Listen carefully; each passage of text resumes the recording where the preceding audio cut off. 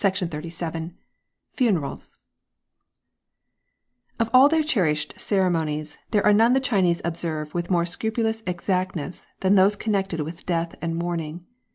We have just heard of the governor of Kiangsu going into retirement because of the decease of his mother, and so he will remain, ineligible to any office, for the space of 3 years. He will not shave his head for 100 days. For 49 nights he will sleep in a hempen garment, with his head resting on a brick and stretched on the hard ground, by the side of the coffin which holds the remains of the parent who gave him birth. He will go down upon his knees and humbly kowtow to each friend and relative at their first meeting after the sad event, a tacit acknowledgment that it was but his own want of filial piety which brought his beloved mother prematurely to the grave. To the coolies who bear the coffin to its resting place on the slope of some wooded hill, or beneath the shade of a clump of dark-leaved cypress trees, he will make the same obeisance. Their lives and properties are at his disposal day and night, but he has now a favor to ask which no violence could secure, and pleads thus that his mother's body may be carried gently, without jar or concussion of any kind.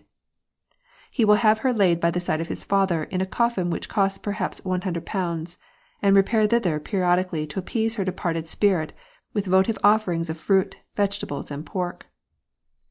Immediately after the decease of a parent, the children and other near relatives communicate the news to friends living further off by what is called an announcement of death, which merely states that the father or mother, as the case may be, has died, and that they, the survivors, are entirely to blame. With this is sent a sad report, or in other words a detailed account of deceased's last illness, how it originated, what medicine was prescribed and taken, and sundry other interesting particulars. Their friends reply by sending a present of money to help defray funeral expenses, a present of food or joss stick, or even a detachment of priests to read the prescribed liturgies over the dead. Sometimes a large scroll is written and forwarded, inscribed with a few such appropriate words as, "A hero has gone."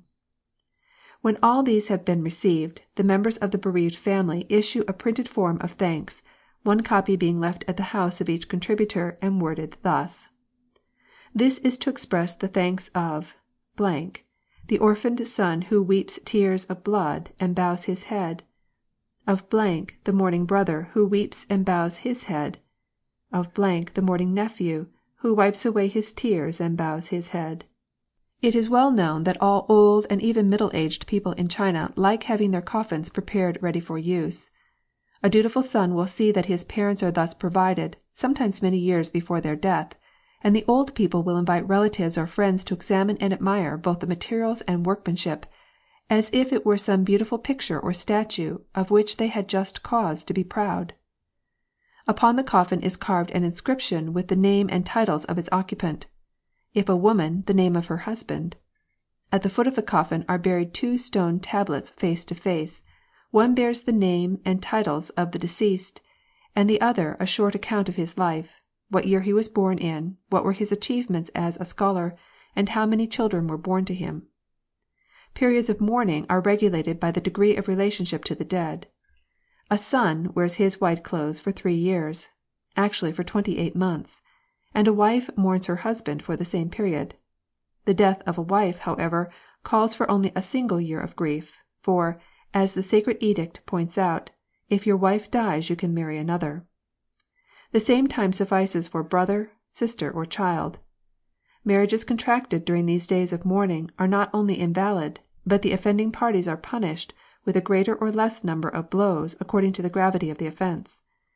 Innumerable other petty restrictions are imposed by national or local custom, which are observed with a certain amount of fidelity, although instances are not wanting where the whole thing is shirked as inconvenient and a bore. Cremation, once the prevailing fashion in China, is now reserved for the priests of Buddha alone, that self-made outcast from society, whose parting soul relies on no fond breast, who has no kith or kin to shed those pious drops the closing eye requires, but who, seated in an iron chair beneath the miniature pagoda erected in most large temples for that purpose, passes away in fire and smoke from this vale of tears and sin to be absorbed in the blissful nothingness of an eternal nirvana. Section 38.